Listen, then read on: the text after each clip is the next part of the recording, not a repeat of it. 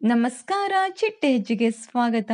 ನಿರೂಪಕಿ ಅನುಪಮಾ ಗೌಡ ಹಾಗೂ ಆಂಕರ್ ಅನುಶ್ರೀ ಇವರಿಬ್ಬರ ಬಗ್ಗೆ ಸಂಪೂರ್ಣವಾಗಿ ತಿಳಿಯಲು ಈ ಒಂದು ವಿಡಿಯೋವನ್ನು ಕೊನೆಯವರೆಗೂ ವೀಕ್ಷಿಸಿ. ಇವರಿಬ್ಬರ ಹೈಟ್ 5.3 ಅಡಿ.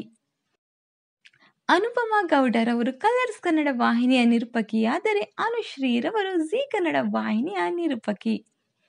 ಇವರಿಬ್ಬರು ಕೂಡ ಪದವಿ ಪಡೆದಿದ್ದಾರೆ.